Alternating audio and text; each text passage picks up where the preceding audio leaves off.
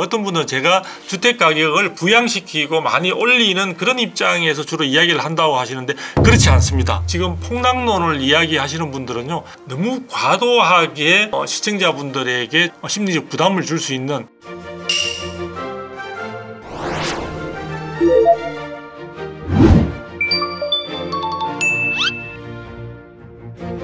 안녕하십니까. 기회는 온다 쓴톡 모니터의 방송 부동산부를 맡고 있는 이근호 부장입니다. 오늘은 두성규 목민경제정책연구소 소장님을 모시고 부동산 시장의 전반에 대해서 말씀을 나눠보도록 하겠습니다. 소장님 안녕하십니까. 네, 안녕하세요. 네, 반갑습니다.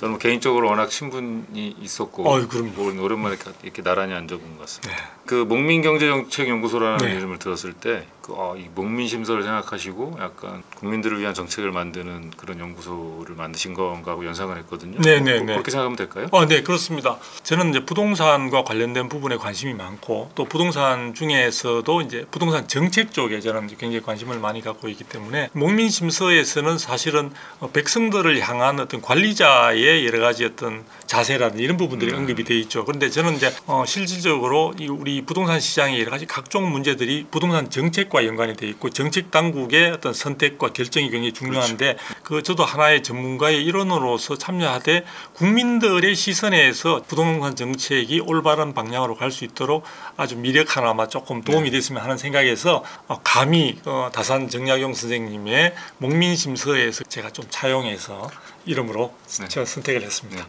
지난 13 부동산 대책에 대해서 우선 말씀을 여쭤봐야겠다 생각을 하고 있었는데요. 그 윤석열 정부가 강남 3과 용산을 제외한 수도권 전 지역의 규제를 해제했습니다. 아무래도 뭐 정권 초기부터 이어온 규제 완화 기조의 완성판, 현재로서는 완성판이 아닐까 싶은데요.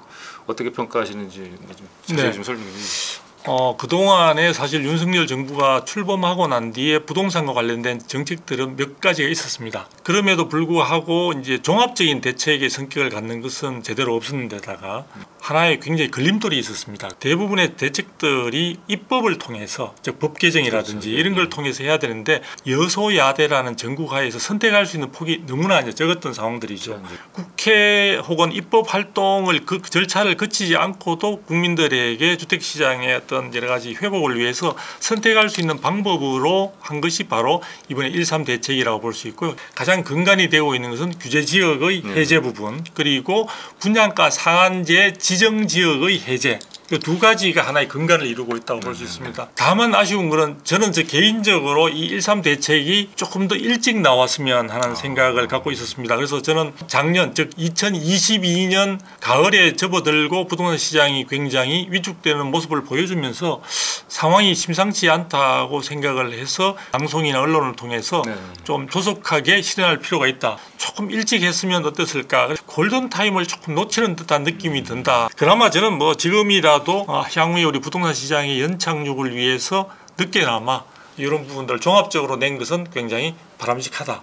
실기는 했지만 그렇게 늦지는 않았다. 근데 이제 아쉬움은 여전히 남는 거죠. 주무장관으로 계시는 그 원희룡 장관님께서는 이제 강남 3구와 용산구를 제외를 하고 있거든요. 그곳까지 해제했을 경우에 자칫하면은 다시 부동산 시장이 과열되지 않을까라는 조심스러운 마음에 한다고 말씀을 하셨는데, 규제 지역을 해제한다고 해서 과열이 될 수 있거나 투기 세력들이 진입할 수 있는 그런 시장 환경은 아닌 것 같아요. 그래서 그 13 대책 전의 어떤 여러 가지 움직임이긴 하지만 어쨌든 2023년에 들어와서 두 번의 한국 부동산원의 시세 발표가 있었는데요.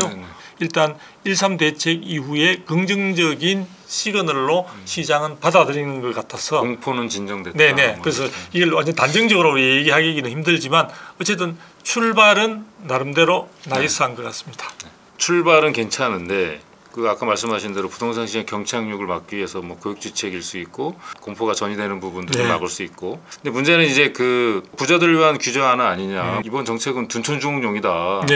부정적인 시선도 꽤 있어요. 궁금증이 생기는 거죠. 그럼 그것 때문에 앞으로 거래가 회복되고 내 집 마련 수요가 혹시라도 좀 늘어나면서 좋아지는 모습 보일지, 아니면 정말 투자를 미루고 있던 우리 그 돈 많은 부자들이 예, 예. 뭐 급매물 매집에 나설 수 있는 여건만 마련해 준 건지 그런 평가에 대해서는 어떻게 생각하세요? 상당히 그 날카로운 지적일 수 있습니다. 이번에 그 대책과 관련해서 일단 둔촌주공의 여러 가지 어려움이나 향후에 둔촌주공의 상황들이 여의치 않게 갈 것을 염두에 둔 점도 저는 있었으리라고 봅니다. 제가 알고 있기로는 1월 17일까지 청약이 문제가 아니라 계약률이 계약이죠. 굉장히 중요한데 네. 계약률이 예를 들어 뭐 80% 이하로 뚝 떨어진다면 그것이 가지고 올 분양시장, 국내 분양시장에 미치는 부정적인 충격파는 대단할 것으로 예상이 되고 있거든요.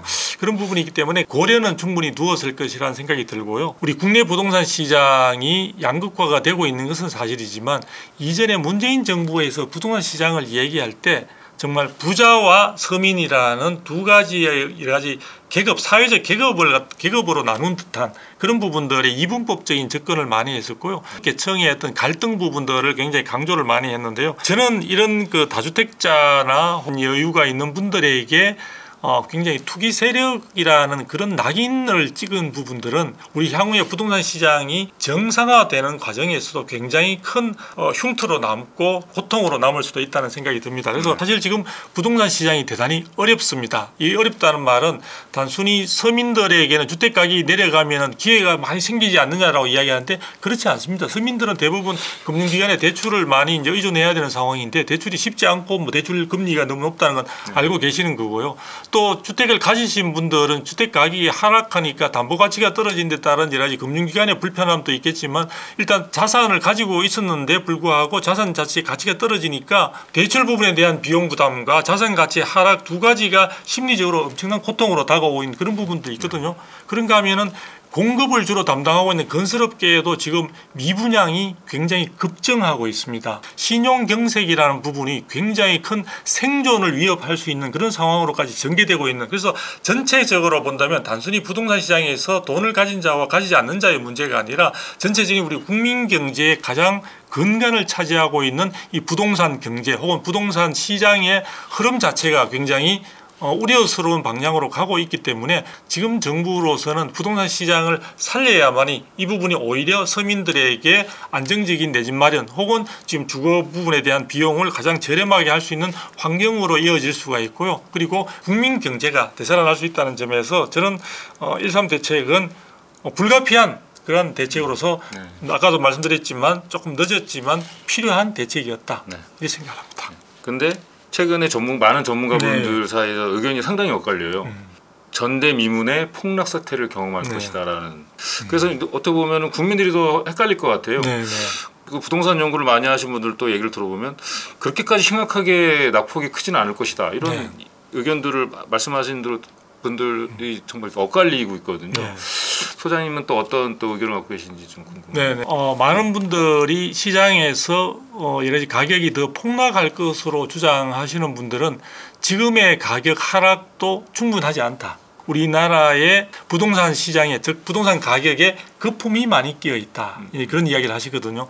사실상 문재인 정부 5년 동안의 가격은 시중 시세로 본다면 거의 2배 이상을 넘는 경우들이 많이 있습니다. 그런 점에서 가격이 많이 오른 것은 사실인데요. 거품이냐 아니냐 하는 부분은 여러 가지 평가하는 여러 가지 잣대들이 많이 있는 상황이고 어떤 시선으로 접근하느냐에 따라서 굉장히 다른 어떤 결론으로 연결될 수도 있습니다. 그래서 저는 거품론 부분은 예를 들어 지금 윤석열 정부 하에서도 지금 아까 말씀드린 주무장관으로 계시는 원희룡 장관도 거품론에 어떻게 보면 합세해 있는 분이라고 볼 수 있거든요. 이전에 문재인 정부 5년 동안에는 사실은 수요와 공급 이외에 정부의 정책적인 관여 자체가 전체적인 부동산 시장을 갖다가 사실은 뒤흔들고 있었고 그때 많이 나온 여러 가지 각종 규제 조치라든지 정책이나 이런 부분들이 시장을 옥죄고 있는 상황에서 외부 원인이라고 볼 수 있는 미국의 물가를 안정시키기 위한 금리 인상이 급격하게 진행되었던 겁니다. 시장은 안정화가 이루어져야 됩니다. 그런데 그 안정화라는 것은 지금 떨어진 가격이 급격하게 오른다든지 또는 급격하게 오른 가격이 급격하게 내리는 것을 이야기하는 것이 아니라요. 물가 상승분의 범위 내에서 주택 가격도 같이 오르고 내리고를 반복하는, 즉 변동폭이 최소화되는 시장이 주택을 가진 사람이나 가지지 않은 사람이나 모든 사람들에게 공통된 어떤 편안함과 만족감을 줄 수 있는 저는 시장 정책의 방향이 아닐까. 그래서 저는 정상화와 안정화라는 그 부분의 두 가지 정책을 가지고 시장을 가져가야 되고요. 가볍게 이야기하면서 우리가 도외시하고 있는 것 중에 하나가 지금 문재인 정부 말미에 주택을 힘들게 진짜 끌어모아서 사실 연끌족들, 연끌족들이 굉장히 지금 심각한 문제에 직면해 있다고 볼 수 있습니다. 우리가 과거에 글로벌 금융 위기 때 하우스푸어하고 똑같은 것 아니냐? 똑같지는 않습니다. 비슷합니다. 그때 하우스푸어는 주로 30, 40 세대였습니다. 그런데 이번에 연끌족들은 주로 20, 30 세대입니다. 사실은 우리가 다음에 대한민국을 이끌고 나갈 중요한 세대라고 볼 수 있고요. 그 세대들이 지금 굉장히 엄청난 지금 고통을 받는 지경에 처해 있거든요. 그래서 이 20, 30들이 자유롭게 선택을 했을 뿐인데, 아니 자유롭게 선택은 아니죠. 사실은 그 시장 환경이 선택하지 않으면 안 될 상황으로 몰았는데, 그 부분에 대해서 우리 기득권층들이 충분히 그 사람들의 선택이 잘못되지 않았다는 것, 그리고 그 선택 자체에서 일부 충격은 올 수 있지만 어떤 인생 자체를 모두 다 포기해야 될 정도로 가져가는 그런 시장을 그분들에게 제공하거나 물려줘서는 되지 않는다. 상황이 뭐 더 힘들어지면은 최근에 또 미분양도 좀 많이 나타나고 있으니까 그것을 갖다가 매입을 해줘야 되느냐 마느냐 뭐 이야기도 많이 나오는데, 제가 볼 때는 정상화시키는 부분과 안정화시키는 부분, 이 두 가지가 차분하게 진행될 필요가 있겠다. 그리고 지금 폭락론을 이야기하시는 분들은요, 나름대로의 분석을 통해서 시장 전망을 그렇게 볼 수도 있겠지만, 자칫하면은 많은 분들이 시장에서 단순한 수요와 공급 이외에 심리적 요인도 대단히 중요한 영향을 가지거든요. 심리적 요인. 그래서 우리가 주택 뭐 심리 지수도 지금 다 따로 조사하기도 하지 않습니까? 그런 점에서 본다면 너무 과도하게 시청자분들에게 조금 심리적 부담을 줄 수 있는, 또 책임을 전적으로 질 것이 아니라면은 조금 조심스러운 표현을 상대적으로 좀 선택하시면 좋겠다라는 제가 좀 생각도 해보게 됩니다. 그럼 결국에 아까 말씀하신 대로 그 정상화한 뒤 안정화해야 된다. 근데 결국에는 이제 집값이 안정이 되려면 공급이 안정적으로 돼야 수요와 공급의 논리에 의해서 그 어떤 시장 가격이 안정적으로 진행이 될 텐데, 주택 공급 대책에 그렇게 안정적으로 공급할 수 있는 여건이 되느냐를 좀 또 봐야 될 것 같아요. 굉장히 중요한 부분을 질문을 해주셨는데요. 저는 뭐 박근혜 정부도 그렇지만 사실은 우리가 과거 노태우 정권의 200만 호 공급, 신도시 공급, 그때가 200만 호 공급이 굉장히 전격적으로 짧은 시간 내에 됐습니다. 아마도 이제는 그런 짧은 시간 내에 200만 호를 공급한다는 건 불가능한 상황입니다. 시장에서 기대하는 이상으로 공급이 일시에 짧은 시간 내에 공급됨으로써 시장이 상당한 기간 동안 안정세를 유지했던 그 부분들이 있는데요. 지금 시장 상황을 보게 되면요, 지금 최근에 주택 가격이 하락하기 직전의 상황을 보게 되면 사실은 경기도나 수도권의 경우에는 공급이 그렇게 많이 부족하지 않았습니다. 이 모든 사단의 원인은 어디에 있냐면요, 서울이라는 모든 사람이 집중이 되고 있고 모든 것들이 집중되는 이 서울의 중장기적인 측면에서 공급이 대단히 부족한 상황이었습니다. 그 부족한 상황들을 메우기 위해서 많은 노력을 했지만 방법이 없다 보니까 그것이 전체적으로 서울에서 촉발된 부동산 시장의 수급의 불안으로 인한 가격 상승이 자꾸 수도권과 전국으로 퍼져나갔던 거죠. 그런데 서울 도심에서 충분한 공급을 할 수 있는 신규 택지가 없다 보니까 3기 신도시 개발이라는 방법을 들고 나왔습니다. 긍정적인 부분도 있지만 부정적인 부분도 많습니다. 또 그 부분의 지역들이 대부분 서울에 인접한 수도권이다 보니까 그 부분들이 수도권의 가뜩이나 넘치는 어떤 물량으로 인해서 굉장히 그것을 갖다가 헤어날 수 없는 그 수렁을 오히려 또 3기 신도시가 더욱더 심화시키고 있는 그런 측면들도 있거든요. 물량 부분을 한번 보겠습니다. 국토부에서도 4가지 지표를 쓰고 있습니다. 인허가 문제, 그 다음에 착공 문제, 분양 문제, 우리가 준공이라고 하는데 입주 물량, 이렇게 이제 4가지를 쓰고 있는데요. 대부분 문재인 정부에서는 인허가 부분만 되고 나면은 나중에 실질적으로 언제 공사에 착공 들어가느냐 신경 쓰지 않고 시장에는 마치 공급이라는 것이 공급이 된 것처럼 그렇게 언급들을 많이 해왔었습니다. 서울의 경우에 있어서는 인허가가 아닌 완성이 된 주택 시장에서 체감할 수 있는 연평균 서울에 있어서는 신규 수요 자체가 한 4만 5천 호 정도로 예상을 하고 있습니다. 전문가분들이. 그런데 2022년도 작년의 경우에는 2만 5천 호밖에 공급이 안 됐습니다. 단순히 2년만 가지고 보더라도 지금 굉장히 많은 부족, 한 3만 호 이상이 부족한 상황이 되는 거죠. 그러면 내년부터는 어떻게 상황이 어떠냐? 내년부터는 서울의 시내의 공급 상황은 더욱더 심각한 상황으로 가게 됩니다. 한편에 본다면은 지금 인천 지역 같은 경우에는 현재 상태에서도 가격이 가장 전국에서 폭락하고 있는 그런 대표적인 현장인데요. 그 경우에 있어서는 올해 같은 경우에 약 4만 5천 호가 그 입주 물량으로서 지금 만들어질 것으로 보여지고 있습니다. 인천에서 지금 필요로 하는 물량보다 지금 엄청난 물량이 지금 있는 상황인데요. 지금 사실은 수도권이나 다른 지역의 경우에는 공급이 현재로서 혹은 앞으로 향후 2, 3년간에서 부족하지 않은 상황인데 서울의 부족한 상황들을 엉뚱한 곳에서 하는 상황에서 지금 이제 지금까지 오게 됐습니다. 그나마라도 지금 3기 신도시라든지 이런 쪽들이 진행이 원활하게 될 수 있느냐? 진행하기에는 공급 쪽에 지금 상황들이 굉장히 녹록치가 않습니다. 미분양이 많아지다 보니까 여러 가지 전체적인 자금 조달 부분에 있어서 부담을 많이 지금 안게 되고 있는 상황들이고요. 그리고 건설사들이 지금 경기 자체가 굉장히 어두운 상황에서 원자재 가격이라든지 또는 건설 인건비 상승이 지금 예사롭지 않은 상황에서 건설업체들이 공급에 적극적으로 참여할 수 있는 그런 환경이 전혀 아닌 상태로 지금 볼 수 있습니다.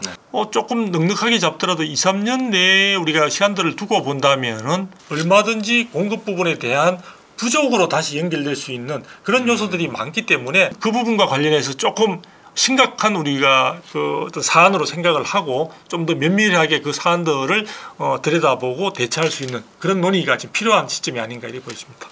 그렇다면 만약에 서울이 지금 공급이 그렇게 줄고 있고 재건축 관련된 인허가를 해주고 있고 뭐 무주택이든지 뭐 재개발 재건축을 풀어주는 상황인데 그 공급 부족으로 인한 가격이 또 오르는 거 아니야? 이렇게 생각할 수도 있잖아요. 또 지금 이제 금리 부분은